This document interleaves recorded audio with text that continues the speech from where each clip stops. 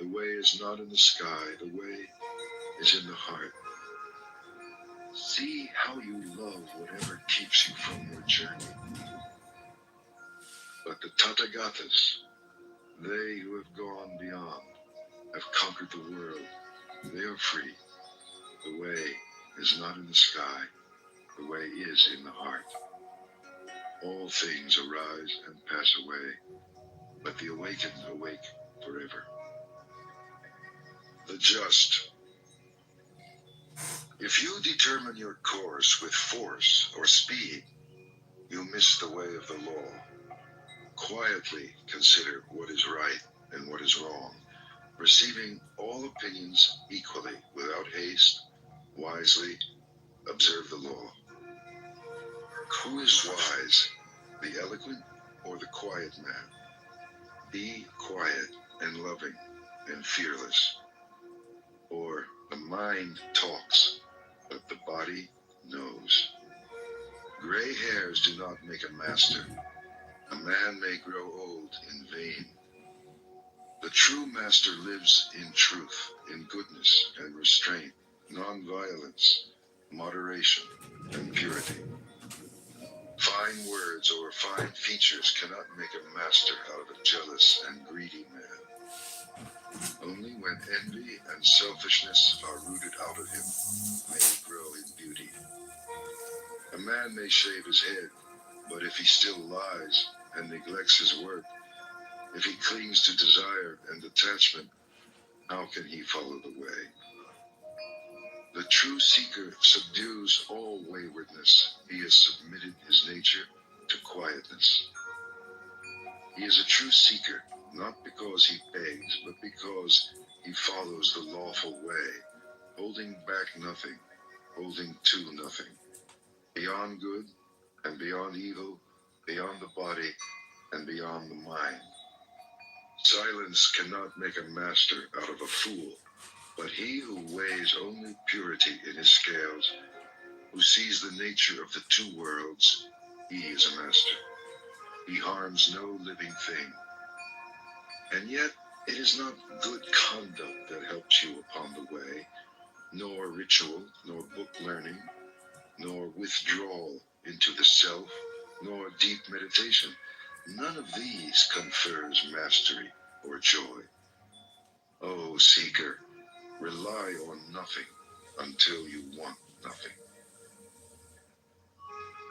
The way. The way is eightfold. There are four truths. All virtue lies in detachment. The master has an open eye. This is the only way to the opening of the eye. Follow it. Outwit desire. Follow it to the end of sorrow. When I pulled out sorrow's shaft, I showed you the way. It is you who must make the effort. The masters only point the way. But if you meditate and follow the law, you will free yourself from desire. Everything arises and passes away. When you see this, you are above sorrow. This is the shining way. Existence is sorrow. Understand and go beyond sorrow. This is the way of brightness. Existence is illusion. Understand, go beyond. This is the way of clarity. You are strong, you are young. It is time to arise. So, arise, lest through irresolution and idleness you lose the way. Master your words. Master your thoughts. Never allow your body to do harm. Follow these three roads with purity, and you will find yourself upon the one way, the way of wisdom. Sit in the world. Sit in the dark. Sit in meditation. Sit in light. Choose your seat. Let wisdom grow. Cut down the forest, not the tree, for out of the forest comes danger. Cut down the forest, fell desire, and set yourself free. While a man desires a woman, his mind is bound as closely as a calf to its mother. As you would pluck an autumn lily, pluck the arrow of desire. For he who is awake has shown you the way of peace. Give yourself to the journey. Here shall I make my dwelling in the summer and the winter and in the rainy season. So the fool makes his plans, sparing not a thought for his death. Death overtakes the man who, giddy and distracted by the world, cares only for his flocks and his children. Death fetches him away as a flood carries off a sleeping village. His family cannot save him, not his father, nor his sons. Know this. Seek wisdom and purity. Quickly clear the way. We tried everything, but Charlie still struggled with math. Then another mom recommended IXL, a learning program that really worked for her daughter. We thought, why not? Let's give it a try. With IXL, not only does Charlie get extra math practice and guidance, but he's also able to explore other topics and skills he's interested in. So if you're wondering if IXL is right for your child, I would say don't wait. You'll see a difference right away.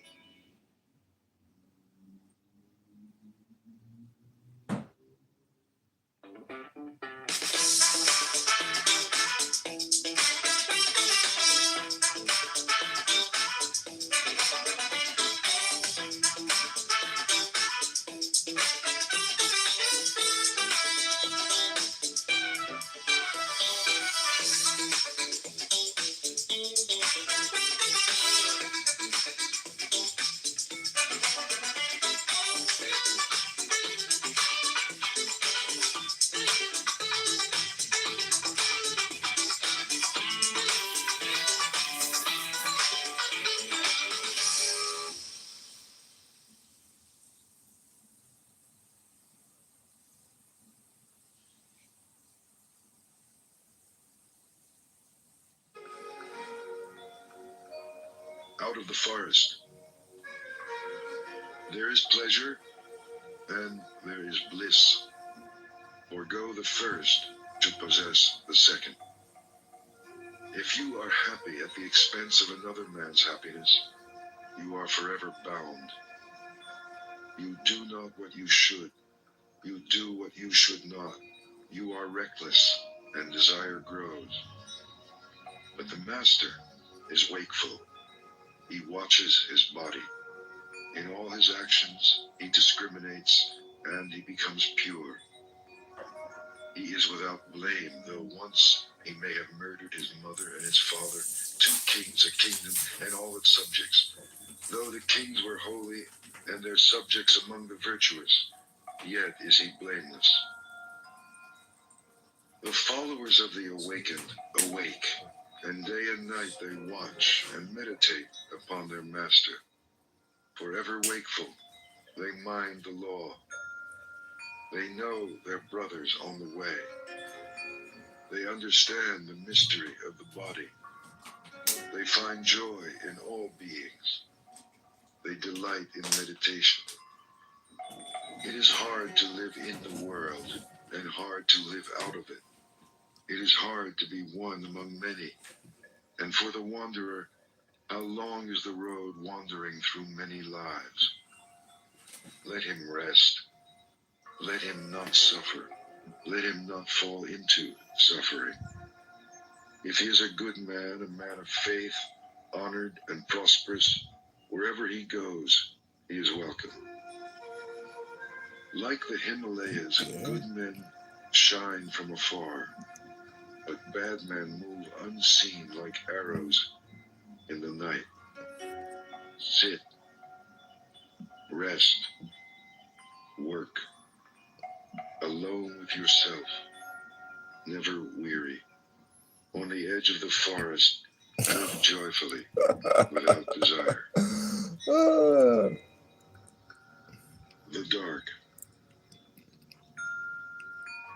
One man denies the truth, another denies his own actions. Both go into the dark, and in the next world suffer, for they offend truth.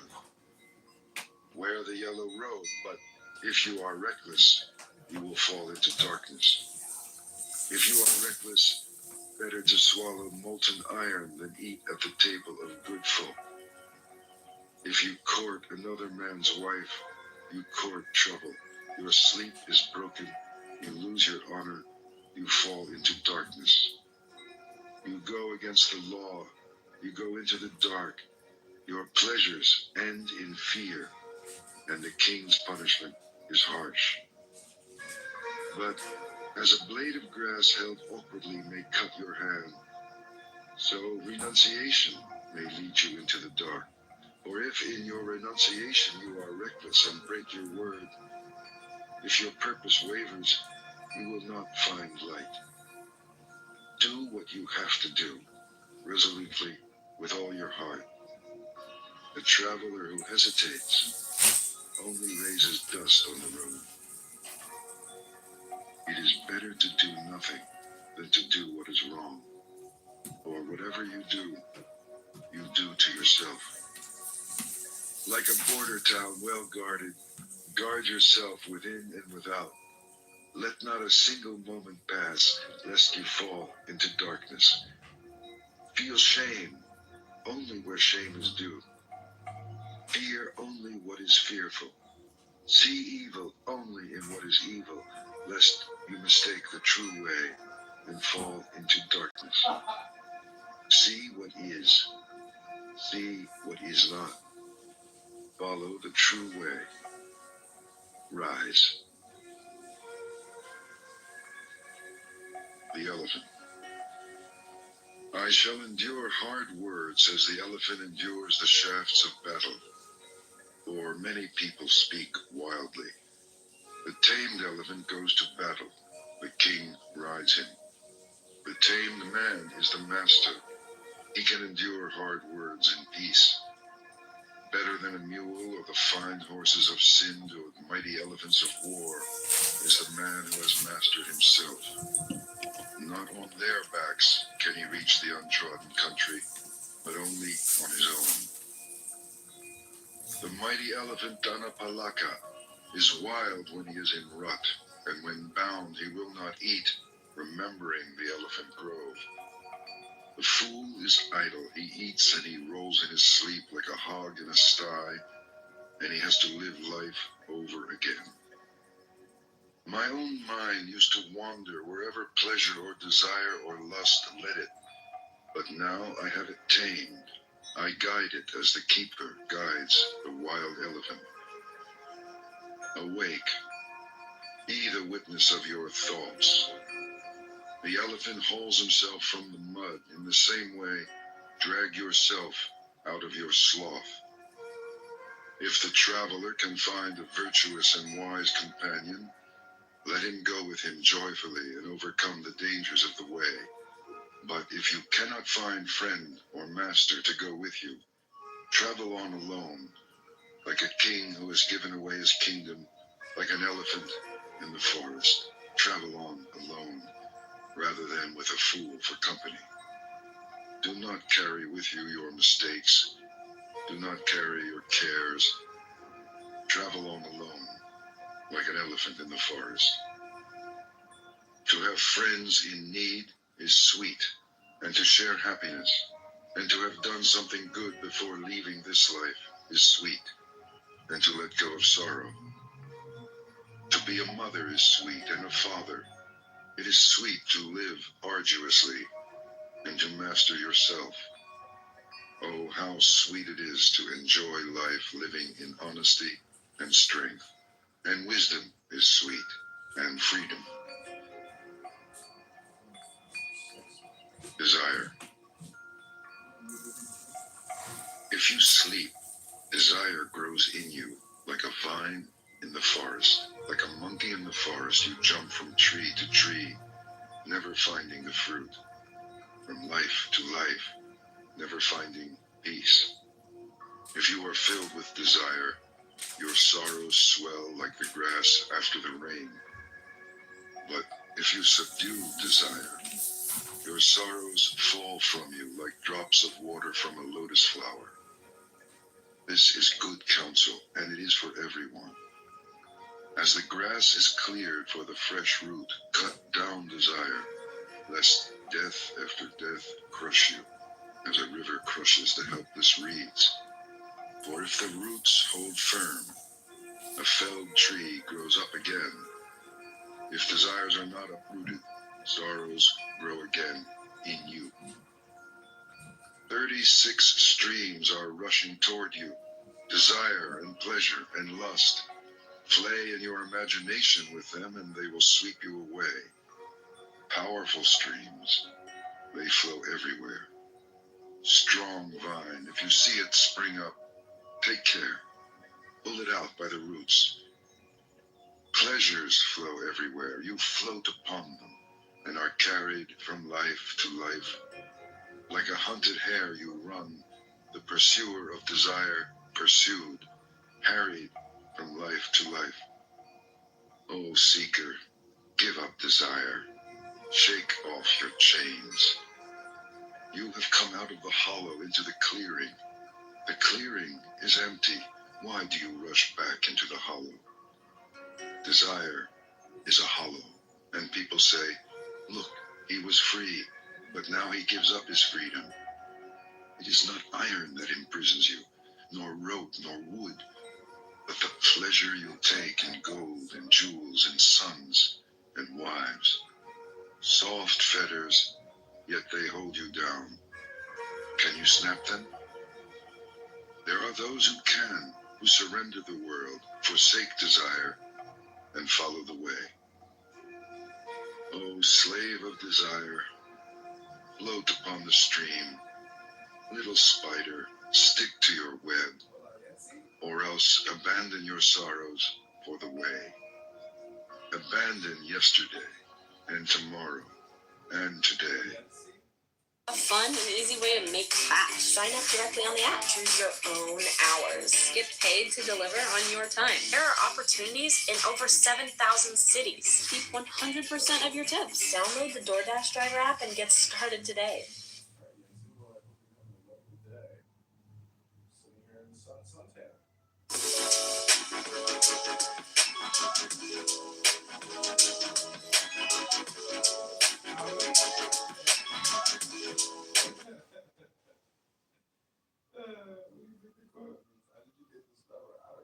Day. Cross over to the farther shore, beyond life and death. Do your thoughts trouble you? Does passion disturb you? Beware of thirstiness, lest your wishes become desires, and desire binds you. Quieten your mind. Reflect. Watch. Nothing binds you.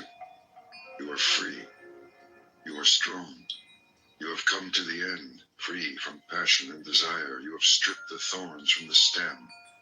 This is your last body. You are wise. You are free from desire, and you understand words and the stitching together of words, and you want nothing. Victory is mine, knowledge is mine, and all purity, all surrender. I want nothing. I am free. I found my way. Whom shall I call teacher? The gift of truth is beyond giving, the taste beyond sweetness, the joy beyond joy. The end of desire is the end of sorrow. The fool is his own enemy. Seeking wealth, he destroys himself. Seek rather the other shore. Weeds choke the field. Passion poisons the nature of man, and hatred, illusion, and desire. Honor the man who is without passion, hatred, illusion, and desire. What you give to him will be given back to you, and more. The Seeker. Master your senses. What you taste and smell, what you see, what you hear. In all things, be a master of what you do and say and think. Be free. You are a seeker. Delight in the mastery of your hands and your feet, of your words and your thoughts. Delight in meditation and in solitude. Compose yourself. Be happy. You are a seeker. Hold your tongue. Do not exalt yourself, but lighten the way, for your words are sweet. Follow the truth of the way. Reflect upon it. Make it your own. Live it. It will always sustain you. Do not turn away what is given you, nor reach out for what is given to others, lest you disturb your quietness. Give thanks for what has been given you, however little. Be pure. Never falter. You have no name and no form. Why miss what you do not have? The seeker is not sorry. Love and joyfully follow the way, the quiet way to the happy country. Seeker, empty the boat, lighten the load, passion and desire and hatred, and sail swiftly. There are 5 at the door to turn away, and 5 more, and there are 5 to welcome in. And when 5 have been left stranded on the shore, the seeker is called O Gati Nati, he who has crossed over. Seeker, do not be reckless. Meditate constantly, or you will swallow fire and cry out no more. If you are not wise, how can you steady the mind? If you cannot quieten yourself, what will you ever learn? How will you become free? With a quiet mind, come into that empty house, your heart, and feel the joy of the way beyond the world. Look within, the rising and the falling. What happiness! How sweet to be free! It is the beginning of life, of mastery and patience, of good friends along the way, of a pure and active life. So, live in love, do your work, make an end of your sorrows. Or see how the jasmine releases and lets fall its withered flowers. Let fall willfulness and hatred. Are you quiet? Quieten your body. Quieten your mind. You want nothing. Your words are still. You are still. By your own efforts, waken yourself. Watch yourself. And live joyfully. You are the master. You are the refuge. As a merchant breaks in a fine horse, master yourself. How gladly you follow the words of the awakened, how quietly, how surely you approach the happy country, the heart of stillness. However young, the seeker who sets out upon the way shines bright over the world. Like the moon, come out from behind the clouds, shine. The true master. Wanting nothing with all your heart, stop the stream. When the world dissolves, everything becomes clear. Go beyond this way or that way to the farther shore, where the world dissolves and everything becomes clear. Beyond this shore and the farther shore, beyond the beyond, where there is no beginning, no end, without fear, go. Meditate. Live purely. Be quiet. Do your work with mastery. By day the sun shines and the warrior in his armor shines. By night the moon shines and the master shines in meditation. But day and night the man who is awake shines in the radiance of the spirit. The master gives up mischief. He is serene. He leaves everything behind him. He does not take offense and he does not give it. He never returns evil for evil. Alas for the man who raises his hand against another, and even more for him who returns the blow. Resist the pleasures of life and the desire to hurt till sorrows vanish. Never offend by what you think or say or do. Honor the man who is awake and shows you the way. Honor the fire of his sacrifice. Matted hair or family or caste do not make a master, but the truth and goodness with which he is blessed. Your hair is tangled and you sit on a deerskin. What folly, when inside you are ragged with lust. The master's clothes are in tatters. His veins stand out. He is wasting away. Alone in the forest, he sits and meditates.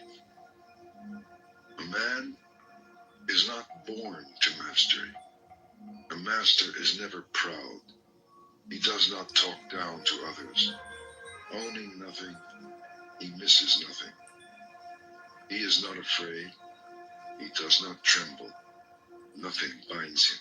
He is infinitely free. So cut through the strap and the thong and the rope. Loosen the fastenings. Unbolt the doors of sleep and awake.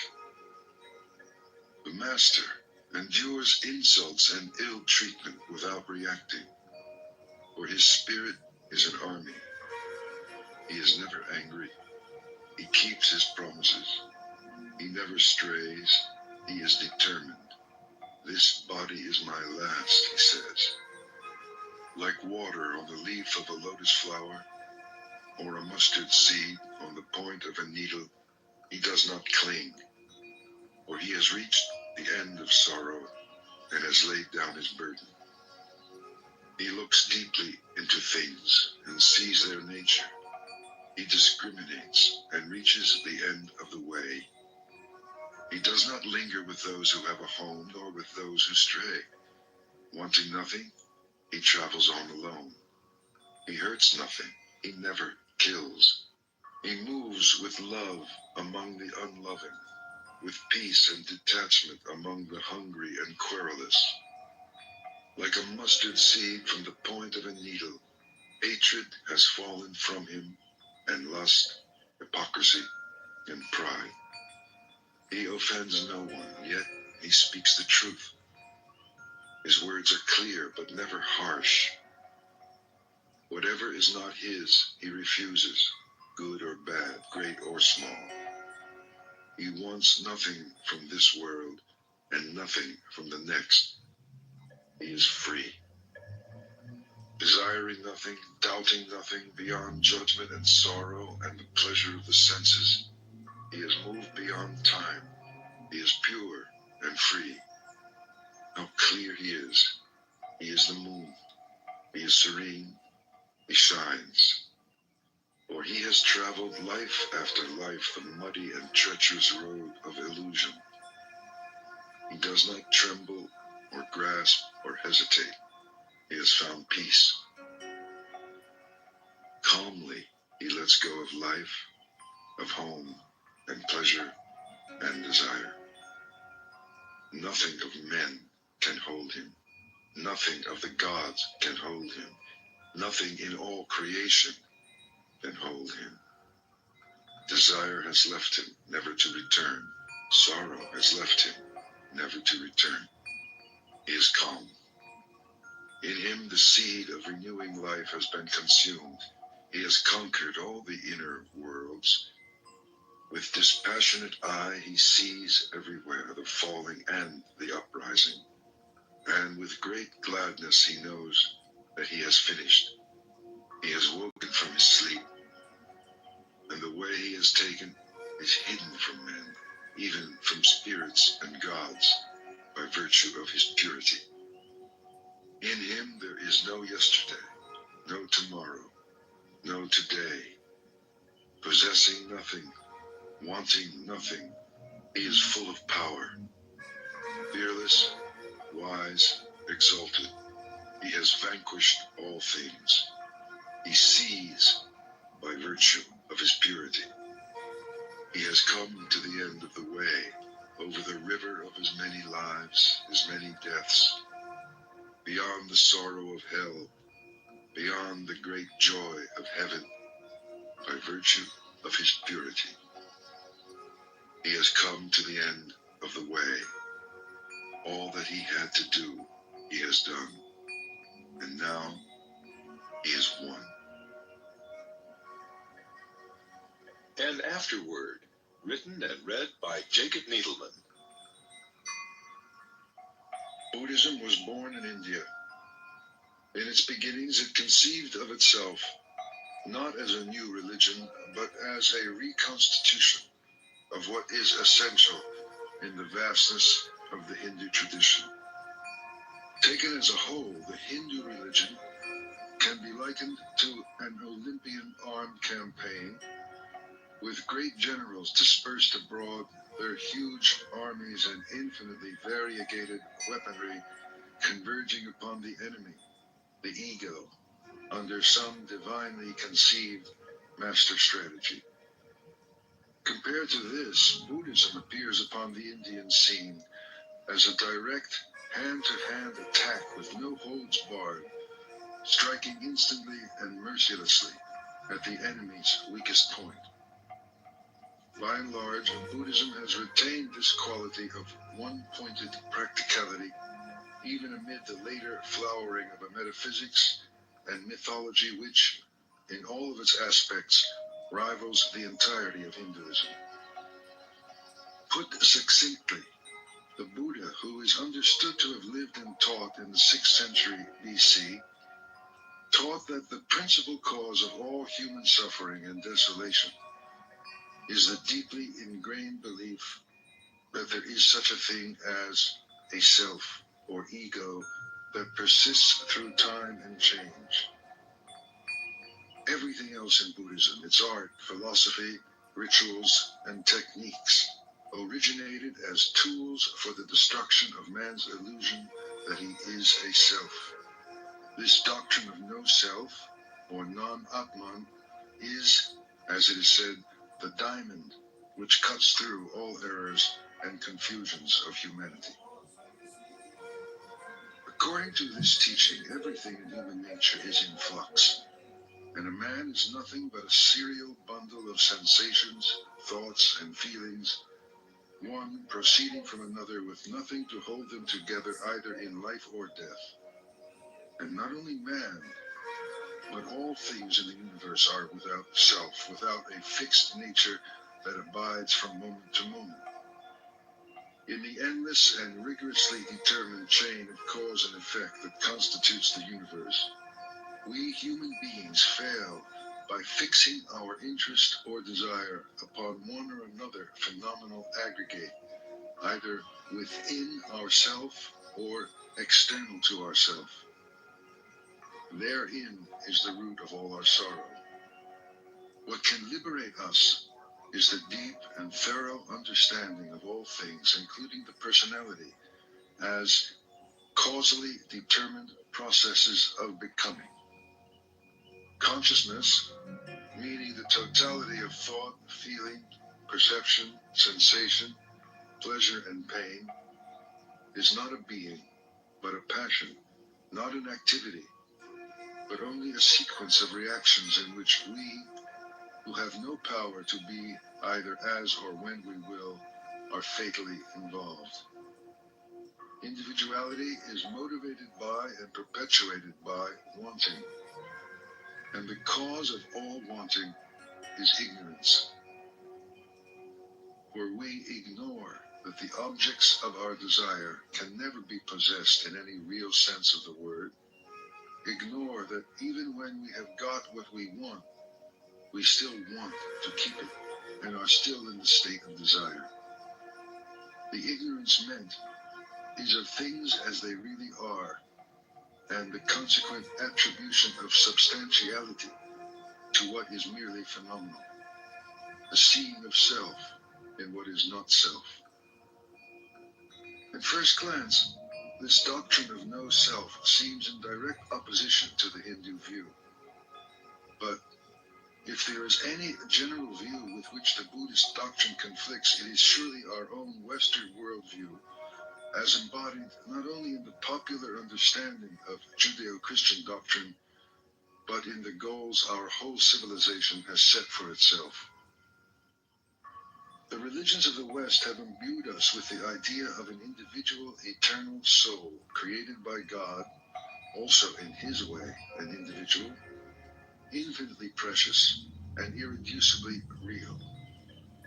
As our modern society drew away from religious doctrine, it substituted for the soul the idea of individual personality, not immortal perhaps, but for that very reason all the more our own and precious. The establishment of our identity, our role, has been the banner cry not only of scientific psychology, but of all the major intellectual movements of modern times, including existentialism and humanism. We measure a person's strength by what we take to be the distinctness and vividness of his individuality, and we all seek to make our mark, either as artists, scientists, or business people. To the Buddhist, all this striving is the pursuit of a phantom. The identity we seek to establish is nothing more than a thought, a picture in the mind of what we are or can be. It is in no wise based on fact. Our sense of persistence and sameness through change is a trick played upon us by the automatic functions of memory and buttressed by the fact that we are given a name and treated by others as though we were a self.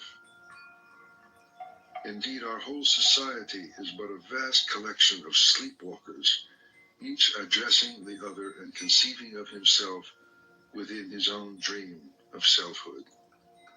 All our ideas of morality and obligation, blame and praise are based on this dream and serve only to strengthen the illusion of its reality. Putting the Buddhist doctrine of no self in the above way, its congruence with Hindu thought becomes clearer.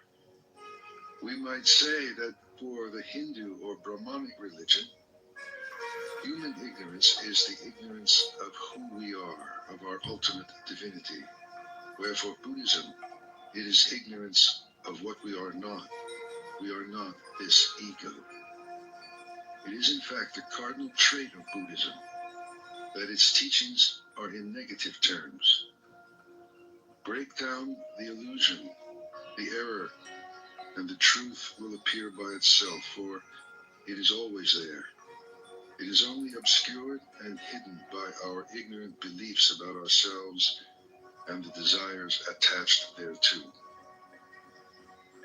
Of all the great religious teachers of the world, none has incarnated and lived the idea that ultimate reality is beyond the grasp of the ordinary mind with more purity and concentration than the Buddha. This in part explains why the Buddha's discourses say nothing about the existence of a supreme being, for example, or about immortality. Such questions tend not to edification, since they are put by the deluded mind, which is quite content to speculate endlessly about these matters while clinging to the very beliefs which perpetuate its suffering. Its strategy of negation has misled many Westerners into thinking Buddhism is pessimistic and anti-life. Some have even thought of nirvana, the ultimate goal of Buddhist discipline, as a sort of spiritual suicide.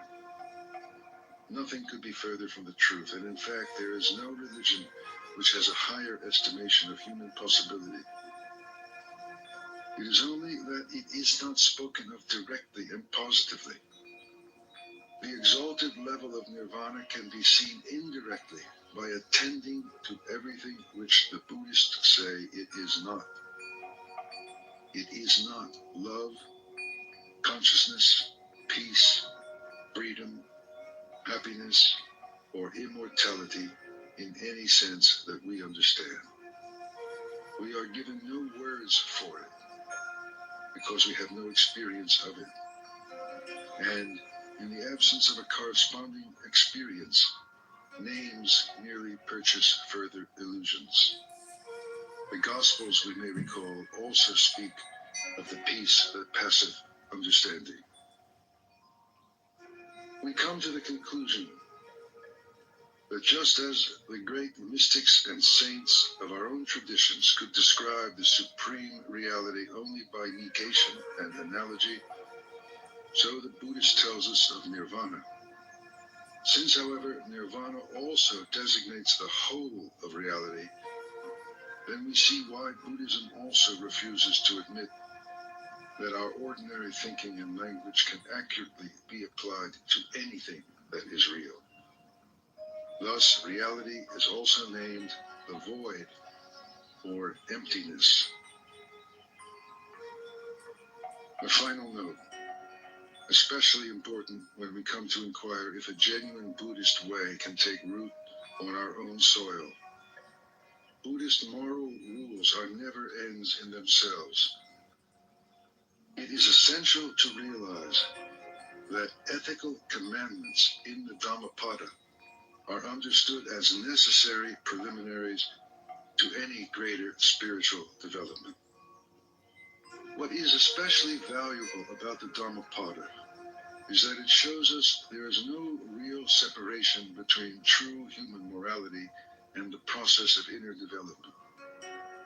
The admonitions and insights in this great text resonate on all levels of our search for our authentic humanity. At one stroke, they bring inspiration to our halting everyday efforts to care for our neighbor and guidance in our efforts to look into ourselves for the radiant energy that is traditionally termed the Buddha nature.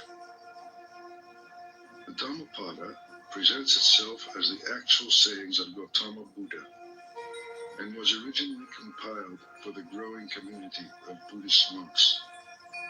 It was apparently in existence by the time of the Emperor Ashoka in 250 BC and quickly became popular with all schools of Buddhist thought and practice. It is now, no doubt, time for it to speak more universally to the whole of our morally and spiritually hungry modern world.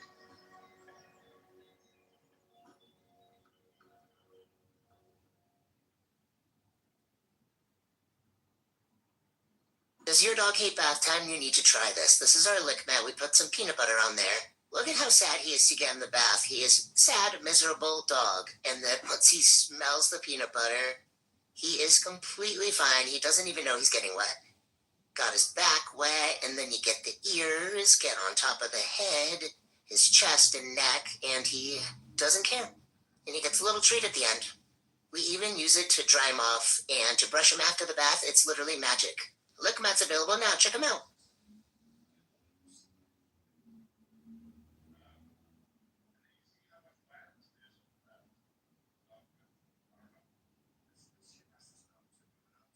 Thoughts, Martin? Oh, should have bought Dixie. These weak store brand plates are risky business. Next time, get Dixie Ultra Plates. 3 times stronger than the leading store brand. Dixie, make it right.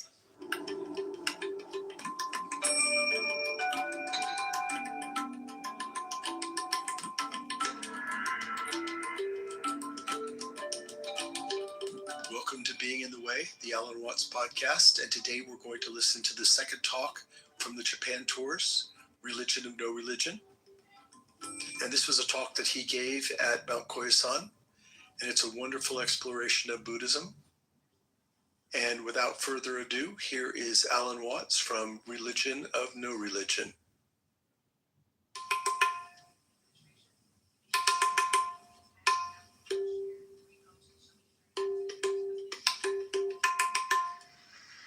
I was discussing last night the Bodhisattva doctrine in Mahayana Buddhism and comparing it or relating it to the two great tendencies in Indian spirituality: anti-worldliness or otherworldliness, and world affirmation, and showing how the idea that the highest kind of a Buddha is in a certain way a non-Buddha. The highest kind of a Buddha is like an ordinary person. And this comes out very, very much in various tendencies in Zen, where, for example, all the painting peculiarly characteristic of Zen Buddhism in the Chinese and Japanese tradition is, as it were, secular. It has a peculiarly non-religious atmosphere. That is to say, the painting of Shingon sect and Tendai sect, as you saw it in the museum today, was religious painting. You could tell at once that the subject matter of these paintings is religious. But with Zen painting, the way of dealing with philosophical or spiritual themes is secular. So that when an artist like Sengai, living in the 17th century Japan, paints the Buddha, there is something slightly humorous about the Buddha. He wears his halo over one ear. There is an informality, a slight raffishness. And so this comes from China, from those great Sung artists like Liang Kai, who painted the sixth patriarch of Zen chopping bamboos, looking like the most extraordinarily unkempt country oaf. So, also,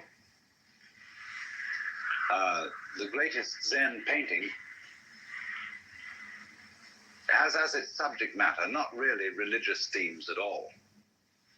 It uses pine branches, rocks, bamboos, grasses, everything of that kind.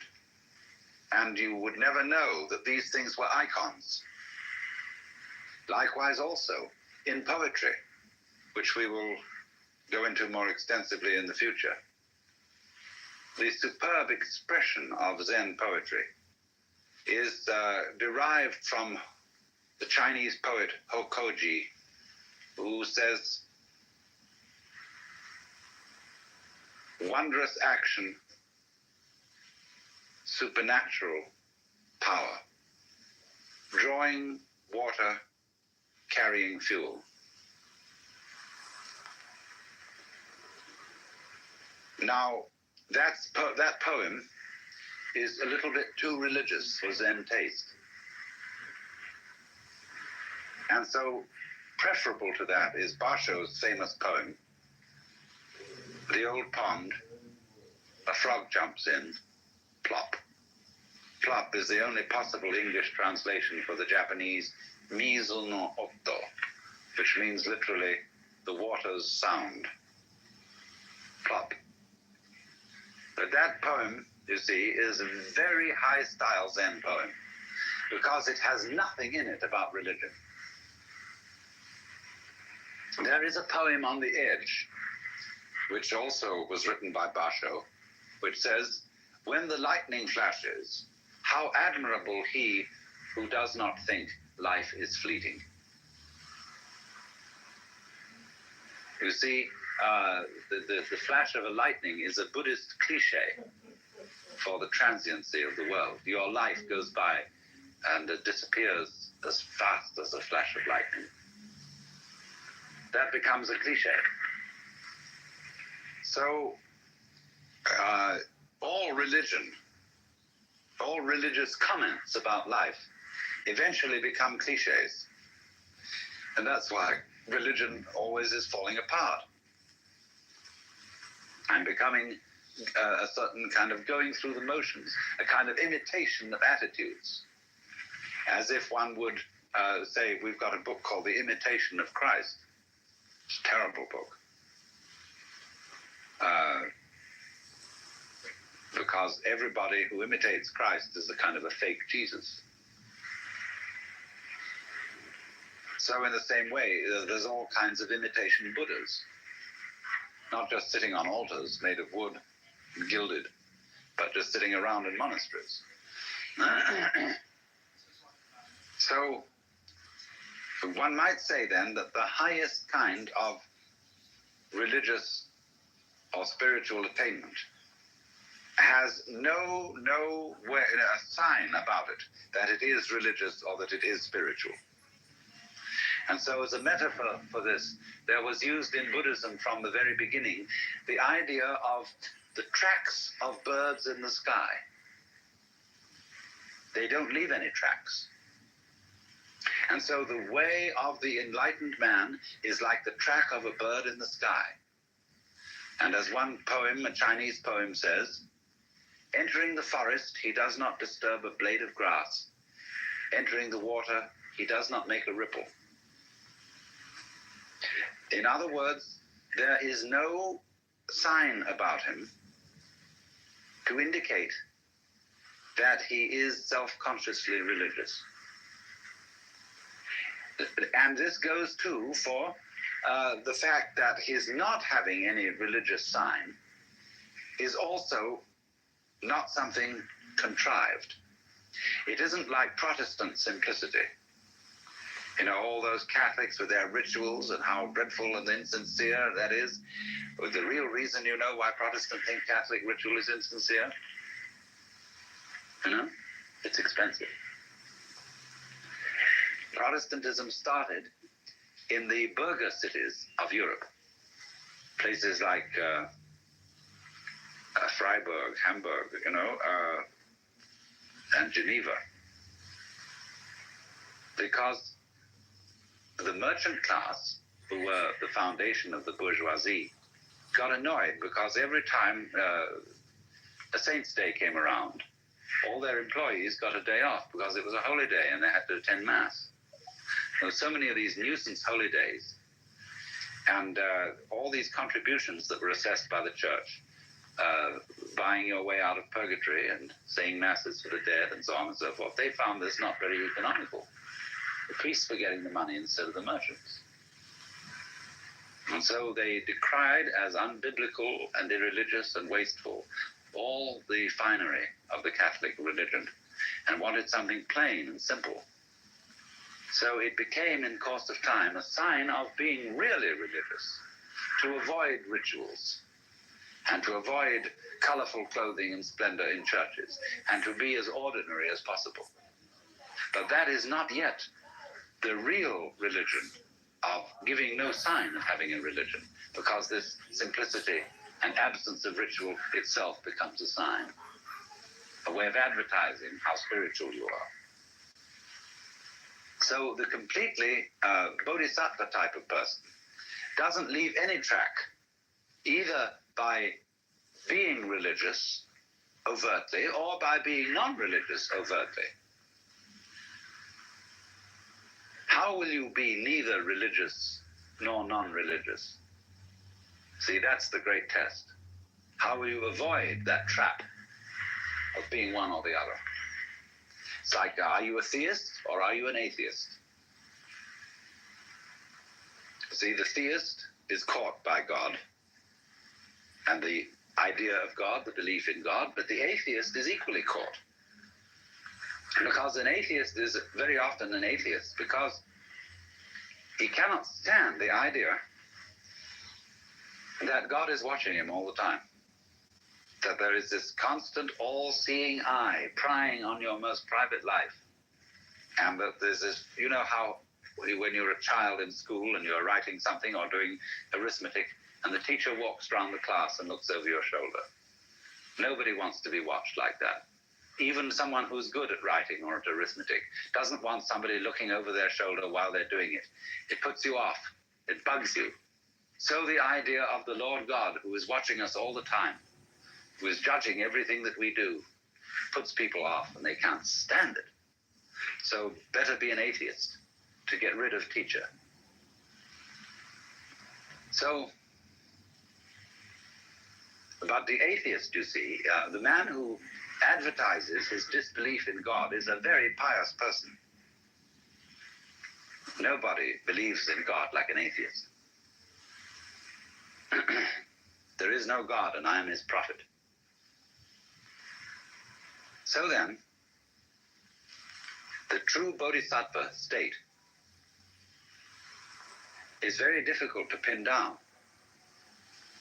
as being neither supremely religious nor blatantly secular. And people who think that the height of Buddhism or the height of Zen is to be perfectly ordinary have still missed the point, like the atheist has missed the point. But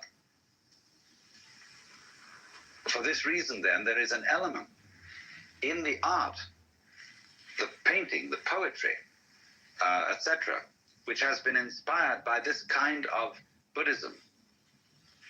This kind of art where the subject matter is non-religious. Nevertheless, there is something about the way in which this non-religious subject matter is handled that stops you. And you know there's something strange about it. This is how I first became interested in Oriental philosophy and all that kind of thing. I had an absolute fascination for Chinese and Japanese painting, the secular painting, the landscapes, the treatment of flowers and grasses and bamboos. There was something about it that struck me as astonishing, even though the subject matter was extremely ordinary. And I just, as a child practically, I had to find out what was the strange element in those bamboos and those grasses. I was being, of course, taught by those painters to see grass. But there was something in there that one could never pin down, never put your finger on. And that was this thing that I will call the religion of no religion. The supreme attainment of being a Buddha who can't be detected. Who, in this sense, then leaves no trace. You remember, some of you have seen those 10 paintings called the 10 Stages of Spiritual Ox Herding. And the author, there are two sets of these paintings. There's a heterodox one and an orthodox one. The heterodox one has as the man catches the ox, it gets progressively whiter, until in the end it disappears altogether, and the last picture is an empty circle.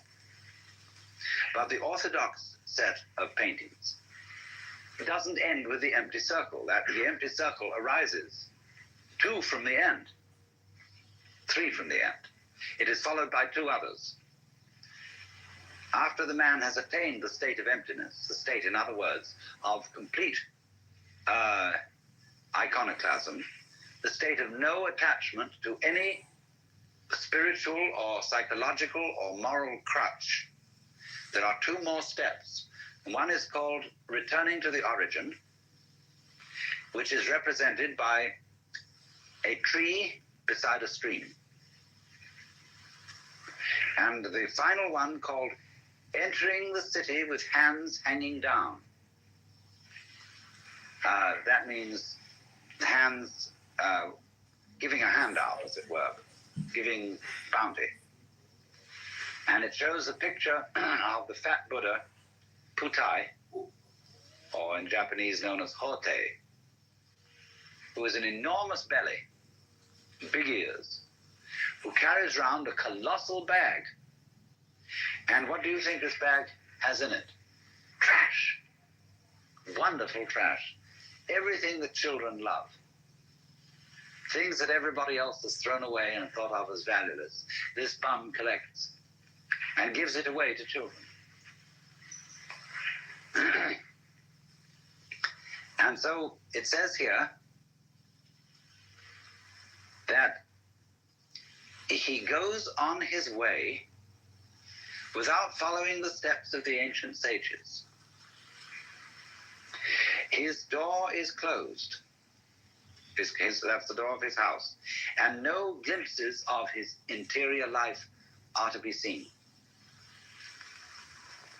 So, in other words, it's like when you erect a building, while you're building it, you have all kinds of scaffolding up. That shows you that building is going on. But when the building is complete, the scaffolding is taken down.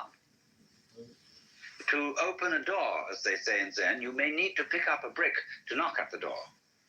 But when the door is open, you don't carry the brick inside. To cross the river, you need a boat. But when you've reached the other side, you don't pick up the boat and carry it. So the brick, the boat, the scaffolding, all these things represent some sort of religious technology or method. And in the end, these are all to disappear, so that the saint will not be found in church. I don't take what I say literally. The saint can perfectly readily go to church without being sullied by church. But ordinary people, when they go to church, they come out stinking of religion. There was a great Zen master once, and one of his disciples asked him, "How am I making progress?" He said, "You're all right, but you have a trivial fault." "Well, what is that?" He said, "You have too much Zen." Well, he said, when you're studying Zen, don't you think it's very natural to be talking about it? The master said, "When it's like an ordinary conversation, it is much better." And so another monk who was standing by listening to this exchange said to the master, "Why do you so specially dislike talking about Zen?" And he replied, "Because it turns one's stomach." So what did he mean when he said, when it's like an ordinary everyday conversation, it is somewhat better? When the old master Joshu was asked, at the end of the kalpa, when everything is destroyed in fire, there will be one thing remaining. What is that? And Joshu replied, "It's windy again this morning."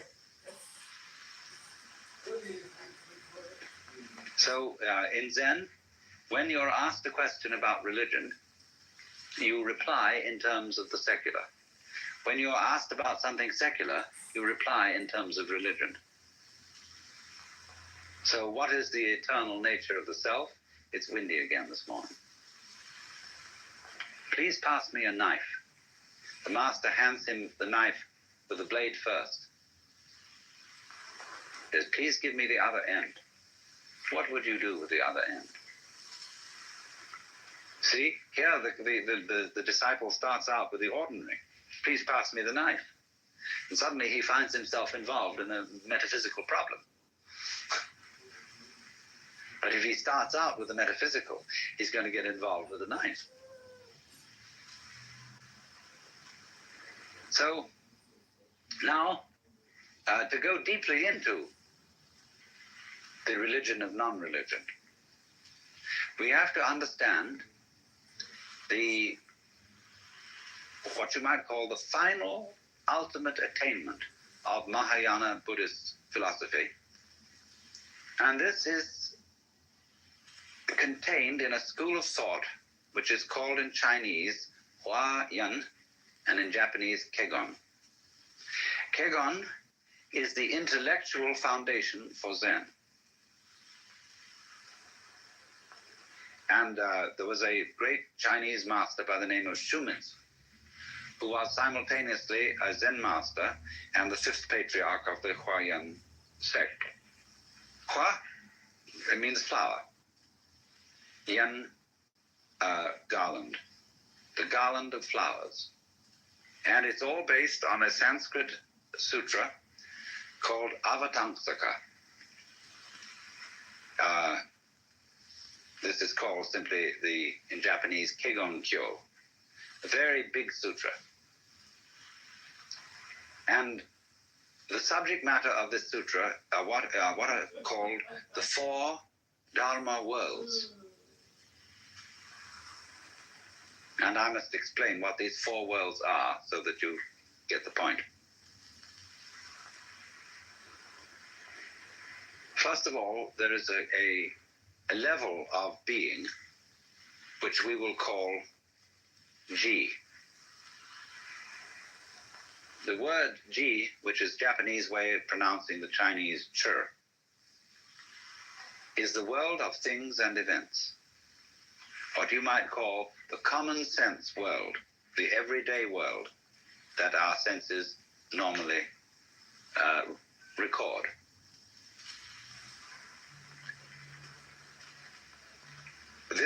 The word Ji, the character in Chinese, has a multiplicity of meanings because it can mean a thing or an event.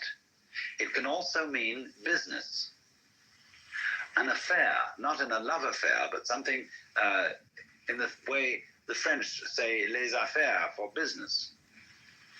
Something important. It can also mean affectation. Putting something on or showing off. And so a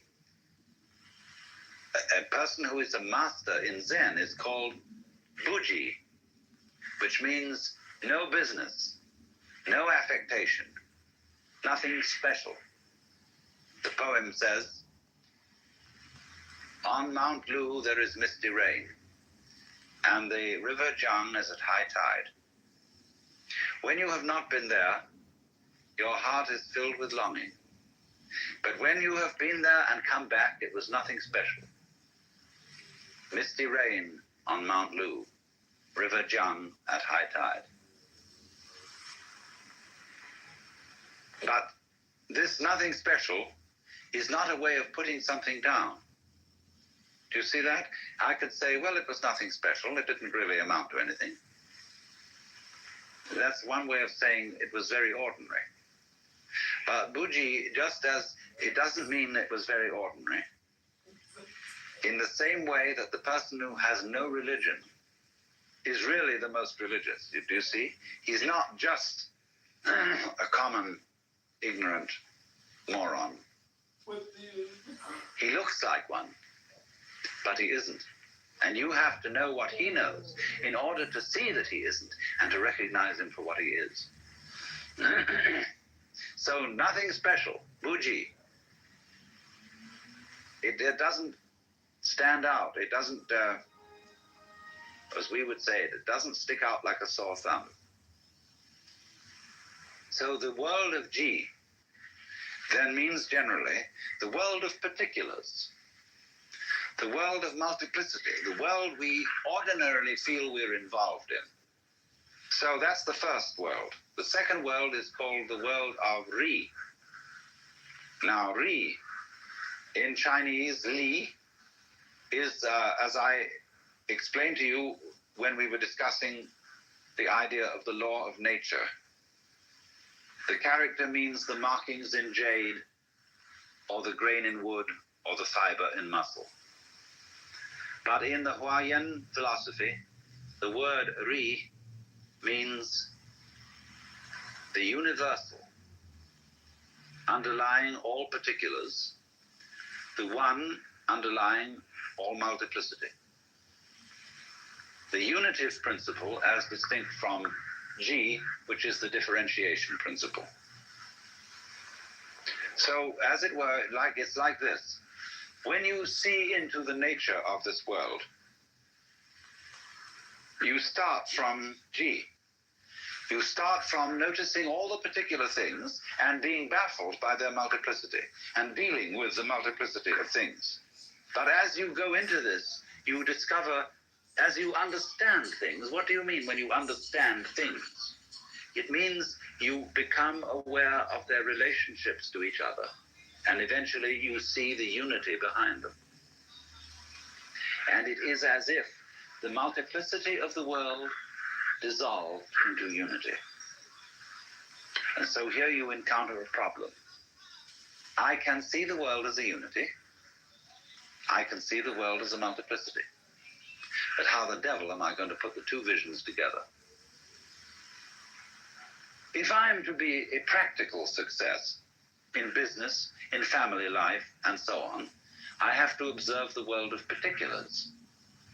It's particulars that matter. I have to know chalk from cheese.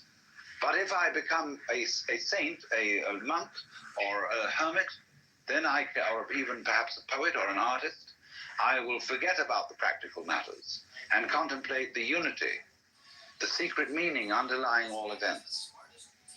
But then all those practical people are going to say to me, you're falling down on the job.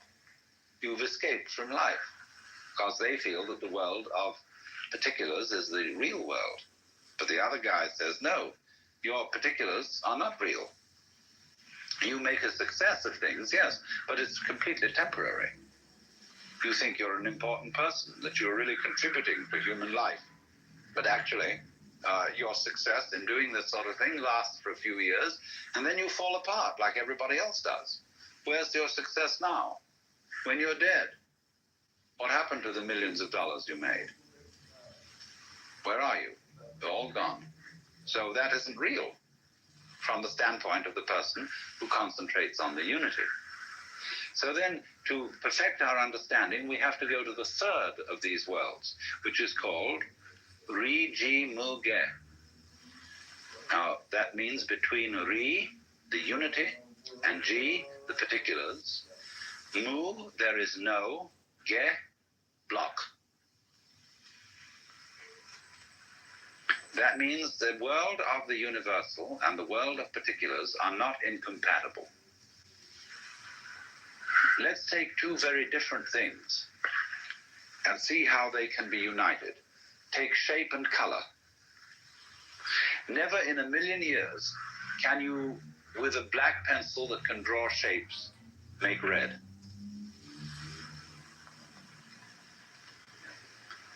But if you have red, you can draw a circle. You can draw a red circle, even though the circle shape and the red color will never be the same. Yet red circle, they go beautifully together. So think of circle as G and red as Ri. The circle is the particular, the color is the universal. They go together.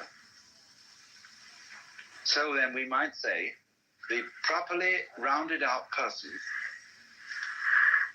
is both spiritual and material, both otherworldly and worldly.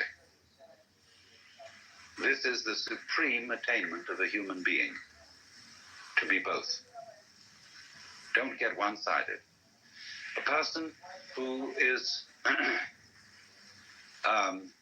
what you might call just a materialist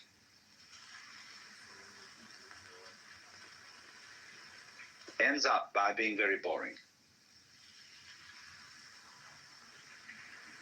It's you can live the successful life of the world and you can own every kind of material refinement. You can have the most beautiful home, delicious food, lovely women, marvelous yachts and cars and everything. But if you have no touch of mysticism, it eventually is all perfectly boring. And all those beautiful women turn out to be made of plastic. And you will get tired of it. Then on the other hand, there are people who are purely spiritual. And they live in a kind of dry world where all luxury has been scrubbed away. And they are very intense people. When you're in their presence, of a very spiritual person, an excessively spiritual person, you feel inclined to sit on the edge of your chair. You are not at ease, because you know the eye of judgment is looking through you, and going down into your very soul, finding that you're just a scallywag after all. And here's this absolutely sincere, this dreadfully honest and unselfish person. Now he is like a wine which has no body. It is pure alcohol, pure spirit. And on the other hand, the materialistic person is like a soft drink, which is all sweet and sugary, but no alcohol. Good drink, you see, like a very marvelous wine, is not alcohol. It has alcohol in it, and it's not poured in, you see. You don't add so much alcohol to grape juice to make wine. The alcohol in a fine wine is part and parcel of the whole substance of the wine. And also, it has its body, it has fragrance, and it has all this grown together. So in exactly the same way, a superior human being has sensuality, that's the body, as in the body of a wine, and spirituality, which is the alcohol, the heady, the intoxicating part. And thus, this is something which is always puzzling to people brought up in a Western environment, because great spiritual people are often very, very sensitive, because they can't be materialists in the ordinary sense. They can't be straight, open sensualists, because for them the world is too wonderful for that. See, they can't go around just say picking up anything in a skirt and make love to that, see, because any human being is too marvelous to be treated as just a kind of sexual object. They may be very much a sexual object, but so marvelous, you have to stop with it and really go into the whole of that marvelous, wonderful personality. So there is a trouble, keeps coming up for the West. When you go to church and you suddenly go to a church where there's a marvelous clergyman, and you think he is the very exemplar of life, and you idealize him, and then suddenly there develops a frightful scandal that he has an affair with his secretary, and you think all is lost, that the faith has been sold out, that everything's going to rack and ruin, because he was not purely spiritual. And he himself may be terribly confused and worried about this, because in our world, you see, we make the spiritual and the material mutually exclusive. But Ri Ji Mu Ge, this third world, means that between the spiritual and the material there is no obstruction. So we might say this would sound as if it were the highest level, but it's one more to come, which is called Ji Ji Mu Ge. This means then that suddenly Ri has disappeared. But between Ji and Ji, there is no obstruction. Between one event and any other event or events, there is no mutual exclusiveness. Shall I put it that way? This is the doctrine, the highest doctrine of Mahayana Buddhism, which you could call the doctrine of the mutual interpenetration of all things, or the mutual interdependence of all things. And its symbol is what is called Indra's net, that is used in the Avatamsaka Sutra. Imagine at dawn a multidimensional spider's web covered in dew. A vast, vast spider's web that is the whole cosmos, and is not only a kind of a flat thing, but a solid thing, and a solid in 4, 5, 6, and n dimensions,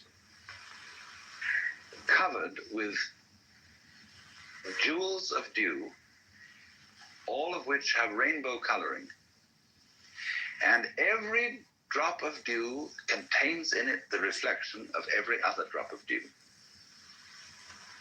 And since every drop of dew contains the reflections of all the others, each reflected drop of dew contains the reflections, you see, of all the others, and so ad infinitum. Now this is the Mahayana vision of the world, which is to say, this is relativity. That whatever exists in this world and is characterized as something particular, as a thing, as an event, as something or other, you see, as a unit, this does not exist without all other such things and events. So that you might say any one event implies all events. And all events, the total universe, past, present, and future, depends on every single member. In other words, you may say, I can understand that I depend on this whole universe. There could not be me unless there was everything else. It is harder to see the corollary of that the whole universe depends on you. You might say, well, how can that be? Because I come into being, and then I go out of being, and before I was born, I'm sure the universe was here, and after I die, I'm sure it will go on. How can you say then that the whole thing depends on me? Very simply, it depends on supposing you're dead, and we're talking about someone in the past. Let's say we're talking about Socrates. And I'm going to say this whole universe depends on Socrates. I may put it more exactly. It depends on Socrates having existed. You see your parents now. Some of your parents may be alive, but some of your parents may be dead. Without your parents, you would not have come into being. So you depend on your parents, even when your parents have gone. So everything, even when you disappear, the universe will still depend on you, on your having been here. Or if you have not yet arrived, it depends on your going to be here. So we can say, obviously, going back to Socrates, the fact that Socrates existed tells us something about the kind of world we're living in. This world once Socratized. And that Socrates and his wisdom was a symptom of the kind of universe we're living in just the same way as I showed you that an apple is a symptom of a tree. Certain kind of tree tells us something about that tree, what it functions, how it produces things. So a world which produced Socrates, or a world which produced John Doe, who was nobody in particular, and nobody ever remembered him or thought to write his biography. Nevertheless, for all his obscurity, the whole universe depends on him, and it depends equally on every fruit fly, every gnat, every vibration of every gnat's wing, and it depends on every last electron, however brief its manifestation may be. So that what this is saying is that everything that there is implies everything else. And all those other things, collectively, in their totality, which we call the universe, in turn imply each individual object, event, and so on. That's the meaning of Indra's net. So that this is called in Zen to take up a blade of grass and use it as a golden Buddha 16 feet high. When you have a chain and you pick up a link, all the other links come up with it. You see? Because it implies, if this is a link, it is a link in a chain. If it isn't, it's just an oval piece of metal. But if it's a link, up come all other links. So if you are an event, every event, there's no such thing as a single event. The only possible single event is all events whatsoever. That could be regarded as the only possible atom. The only possible single thing is everything. But the things that we call things all imply each other. We know what we are only in relation to what we aren't. We know of the sensation of oneself only in relation to a sensation of something other. So the other goes with the self as the back goes with the front. And your life, however short, everything depends on it. If that did not happen, nothing would happen. So in this sense, the whole world bears your signature. It would not be the same world if it weren't for you. You've heard, haven't you, what is called the pathetic fallacy? This was an idea of the 19th century, which said that it was false, wrong, to project human feelings on the world. The wind in the pine trees is not sighing. It's you who are sighing. The sun is not happy. It's you who are happy when the sun shines. So don't mix up your happiness with the sun. The sun has no feeling. The sun is not human. The wind has no feeling and is not human.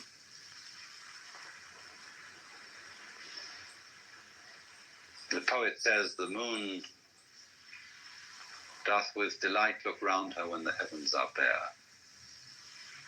And the logician says, no, the poet looks round with delight at the moon in the bare heavens. How awful. I mean, if that's the point, you see, better not say any poetry, just have prose.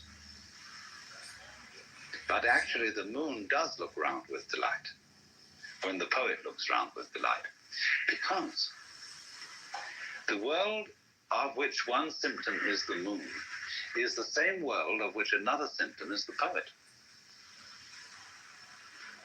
They go together. A world where there is a moon implies a world where there is a poet. A world where there is a poet implies a world where there is a moon. So in this sense, the moon can be said to look round with delight through the agency of the poet. Because you can't separate poet and moon. Just as you can't separate head and feet without destroying the unity of the body. So in that sense then, this whole world is a human world. And we should not take the silly attitude or philosophy called the philosophy of the pathetic fallacy, which says outside our skins it's all inhuman and dumb and blind force, and only inside the skin is there the human world. All this world is human because it depends not only on the existence of humanity in general, but on the existence of Mary Smith in particular. So the whole world is covered, as it were, with your personal signature. But at that moment when you suddenly seem to be everything and to be Mr. A, you suddenly see the obverse of this, that your particular personality is nothing at all without everything else, without everybody else. I need, in order to be Alan Watts, I need every single other human being, and the the uncontrollable otherness of all those other human beings that I can't do anything about. They're going to be themselves whatever I do. And yet at the same time, I depend on all their difference from me, and yet they all depend likewise on me. So that I'm in a very funny position. The moment I would be egoless and say, I'm nothing without you, then suddenly I find I'm the kingpin. They all depend on me. Then suddenly, when I get swelled-headed about being the kingpin, I find I'm nothing at all without them. So everything keeps going bloop, bloop, bloop, bloop. In other words, the moment you think you've got it in one state, it transforms itself into the other. That's the Gigi Muge. Now, in Gigi Muge, you see, you've got a vision of the world in which everybody is boss and nobody is boss. There is no one boss who governs the whole thing. It takes care of itself. It's a colossal democracy. But yet every man and every uguisu and every snail is king in this world. And at the same time is commoner. And that's how it works. And there is no great king, although in Hinduism they have an idea, a very strange one to us, called Ishvara.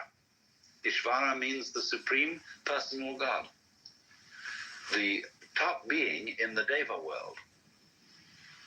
And many Buddhists believe that there is such a God.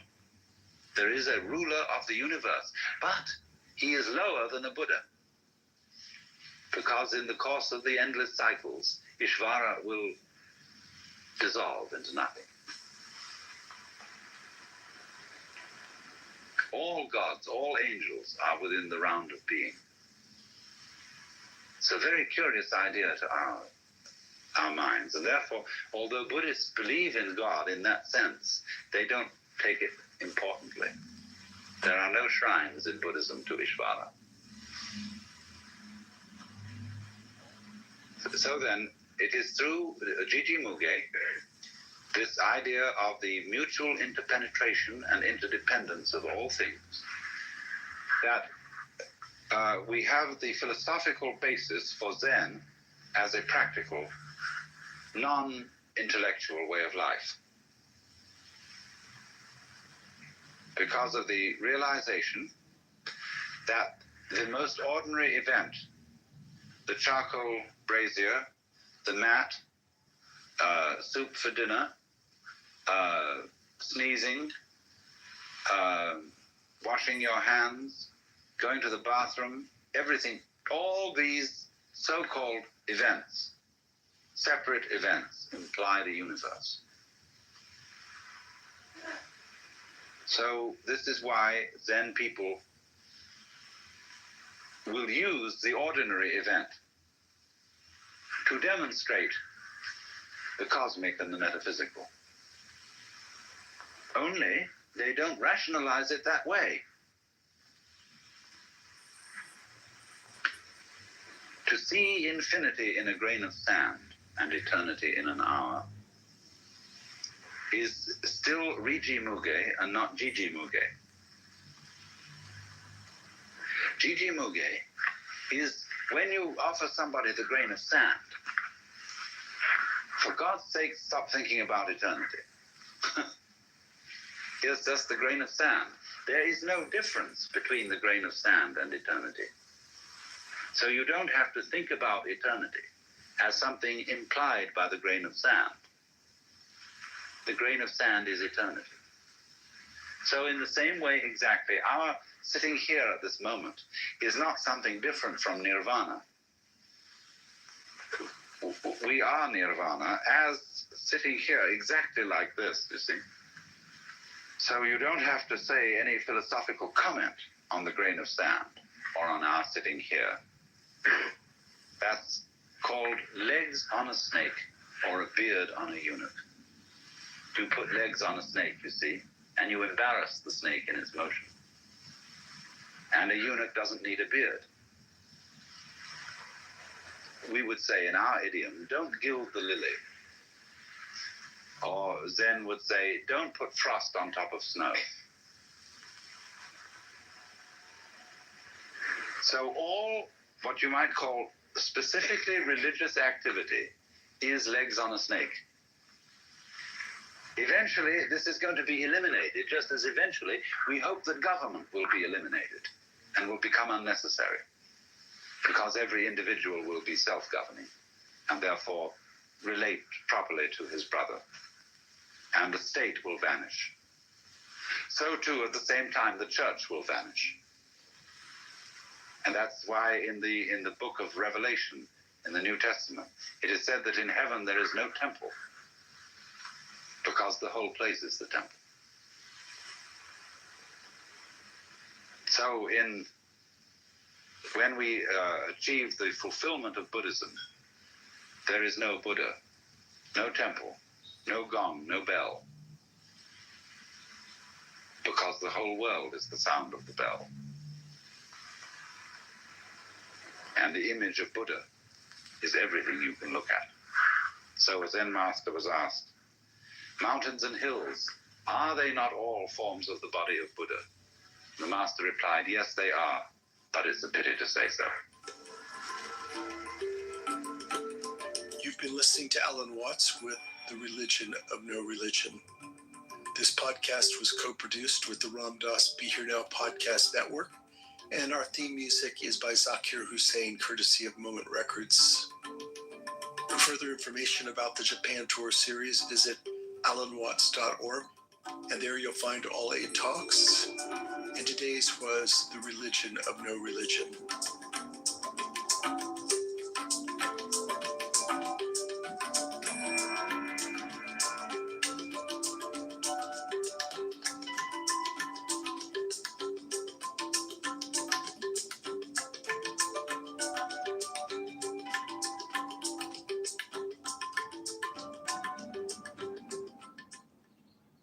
You probably know Vistaprint for business cards, but did you know we print everything you need to get your brand in front of your fans? We print banners and signs that help your business stand out. We print postcards and flyers that get people talking. And we print must-have merch like tote bags, t-shirts, and water bottles. Whether you want a few or a few thousand, we print on everything so that customers can go from noticing your brand to falling in love with it. Right now, new customers can get 20% off with code NEW20. Because if you need it, we print it at Vistaprint.com. How dare you?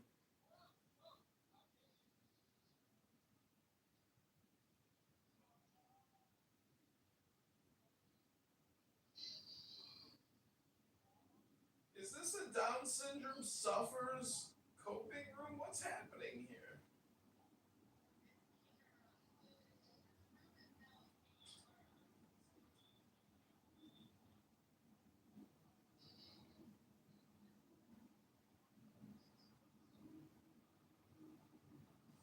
Down syndrome sufferers. What's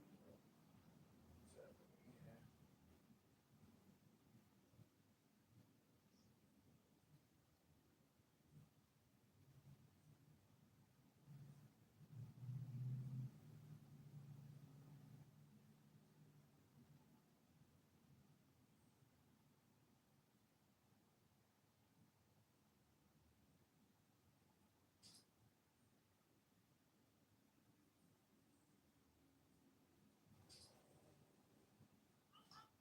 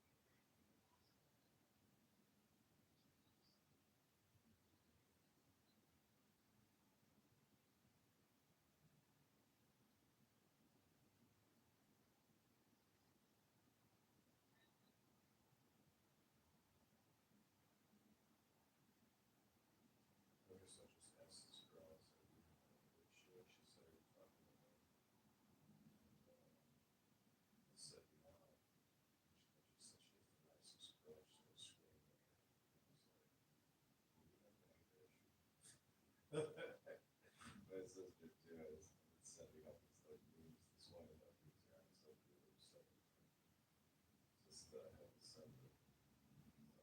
Send it one more. This is just probably until we stop sending it.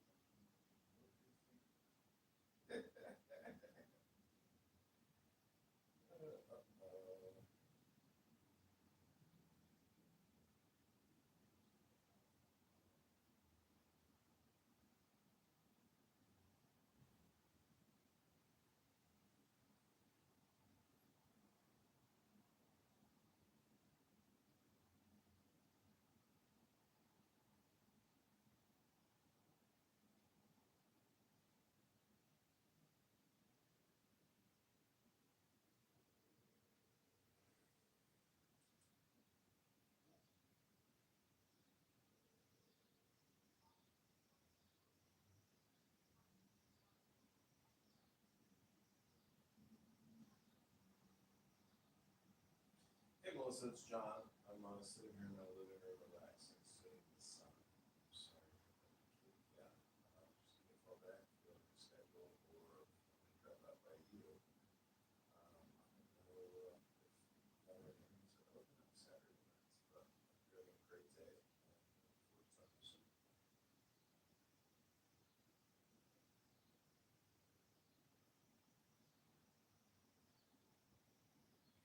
Oh, psycho. Psycho.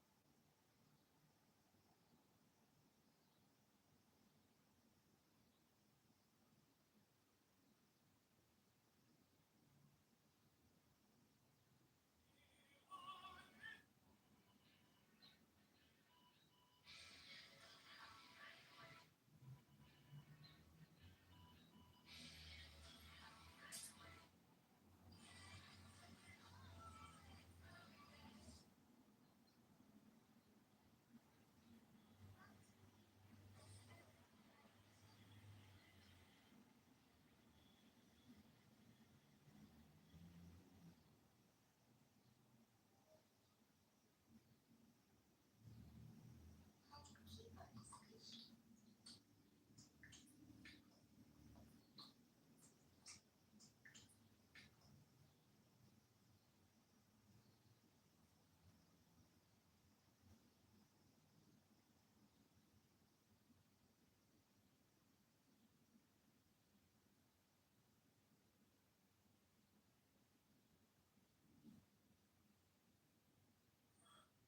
messages. Those messages.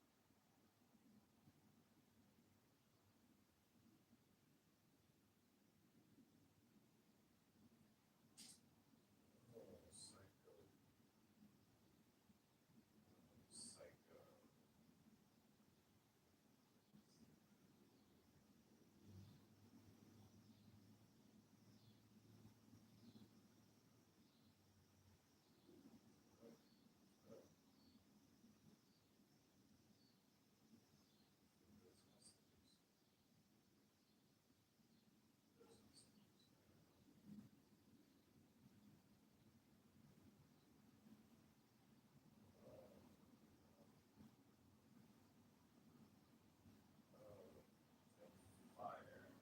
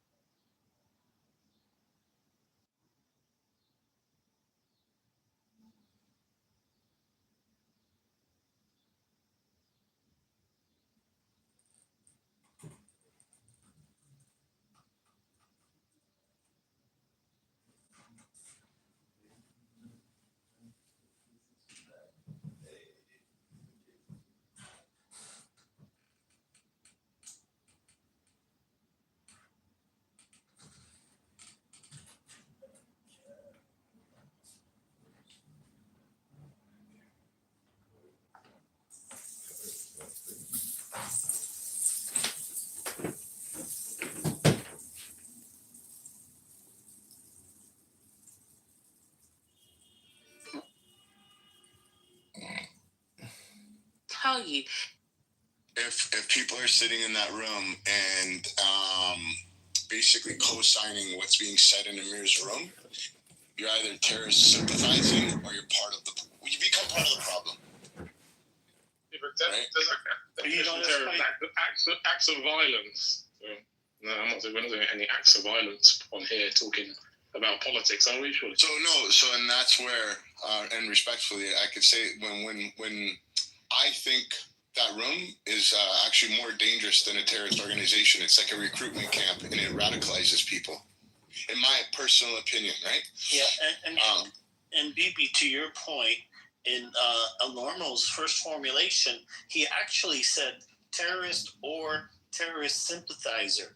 So I know it's been contracted now to just terrorists through several iterations, but the original formulation was actually terrorist or terrorist sympathizer. Just terrorists. Okay. You're either that or that, basically. Yeah. I'm neither.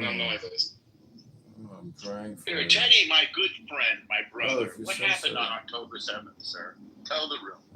I completely disagree with it. I completely disagree with it. I didn't ask you that, sir. BB knows that. I completely disagree with What happened, sir? Sir, here's your big chance. I don't need to tell you the ins and outs of the details. I can tell you I don't agree with it. Simple as What that. happened? I don't have to go. It's like 9/11. I don't have to go into the ins and out details. I disagree with what happened on 9/11. Same as 7th of October. I don't have to give you detail. Calmly. Teddy, you didn't see. I think maybe Teddy. There may be a cognitive issue. So I'll ask you again. What happened on October 7th? Until loads of people. I beg your pardon? Went into Israel and killed loads of people. I can't. Please say it slowly because I can't hear you. What happened? Hamas? Israel and killed loads of people at a music festival. That's what happened. Did you say Hamas did this? And I completely disagree. But yes, Hamas. Yeah. Wait, hang on. Just anybody else besides Hamas? Just at a music festival. Hang on. Well, no, into Israel. Okay, let me take back what I said about the music festival. Into Israel. I'm like, want the location to have to get out the individual coordinates of where people died and shit. What do you because there's a big difference between saying something like Hamas entered Israel and killed people at a music festival to Hamas invaded Israel and actually had plans to go as far as Ashdod, Beersheba. Now you're trying to put words in my mouth because I'm not saying what you agree with. No, it's not a question. It's not a question of agreement. I said Hamas to Israel. I agree. Hamas is just protecting their own. That's what I'm saying.